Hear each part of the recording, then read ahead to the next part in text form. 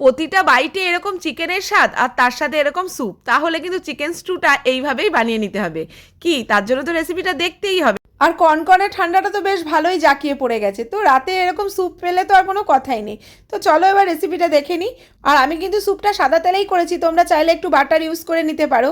প্রথমে 2 থেকে 3 চা চামচ আমি এখানে সাদা তেল দিয়ে দিয়েছি। তেলটা একটু গরম হয়ে আসলে তাতে এবার একে একে রসুন আদা কুচি অ্যাড করে দিলাম। হালকা মিষ্টি একটা যে গন্ধ এসছে তখনই এবার এখানে একটা বড় সাইজের পেঁয়াজ কুচি সেটা অ্যাড করে দিলাম। খুব ভালো মতন নাড়াচাড়া করছি। একটু বাদামি কালার আসলেই কিন্তু এবার একে একে সবজিগুলো দিয়ে দেবো। শীতে ঘরে যা যা সবজি থাকবে সব কিছুই মোটামুটি অ্যাড করা যেতে পারে। তো আমি এখানে গাজর একটা গ্রেট করে নিয়েছিলাম, সেটা দিয়ে দিলাম।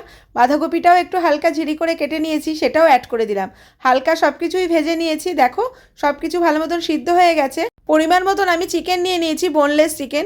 চিকেনটাকে একটু ছোট করেও পিস করে নেওয়া যেতে পারে, কিন্তু আমি একটু চিকেনের পিসটা বড়ই রেখেছি। আর এই চিকেন স্যুপটা কিন্তু আমি একদম ঘরোয়া উপকরণ দিয়ে করেছি আর একদম নিজস্ব স্টাইলে। তো যাই হোক, দেখো চিকেনটাও দিয়ে সব কিছু ভালো মতো নাড়াচাড়া করে নিলাম। এবার এখানে আমি 2 থেকে 3 কাপ গরম জল অ্যাড করে দিয়েছি। জলের পরিমাণটা কিন্তু এখানে একটু বুঝেই অ্যাড করতে হবে, মানে যে যতটা স্যুপ রাখবে মানে জলটা সেই বুঝেই অ্যাড করবে। আমি এখানে একটু পাতলা করেছিলাম তাই জলের পরিমাণটা একটু বেশি দিয়েছি। এবার ঢাকা চাপা দিয়ে আবার 10 থেকে 15 মিনিটের জন্য রাখলাম যেন সব কিছু ভালো মতন সিদ্ধ হয়ে যায়। এবার দেখো ঢাকনা খুলেই সব কিছু সিদ্ধ হয়ে গেছে। 1 টিস্পুন আমি গোলমরিচের গুঁড়ো অ্যাড করে দিলাম। আর একটু কর্নফ্লাওয়ার গুঁড়ো রেখেছিলাম সেটাও দিয়ে দিলাম।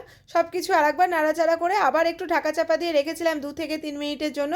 আর উপর থেকে গার্নিশের জন্য একটু ধনেপাতা, কারণ এই ধনেপাতাটা না দিলে কিন্তু এখন শীতের যে কোনো রান্নাতে স্বাদটা কিন্তু ঠিকঠাক মতন হচ্ছে না। তো দেখলে তো কত অল্প উপকরণ আর কত অল্প সময়ের মধ্যে এরকম চিকেন স্যুপ একদম রেডি হয়ে গেল।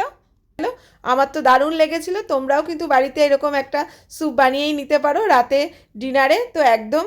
আর ভিডিওটা কিরকম লাগলো প্লিজ কমেন্টে জানিও। আজকের মতন টাটা, আবার দেখা হচ্ছে অন্য কোনো ভিডিওতে।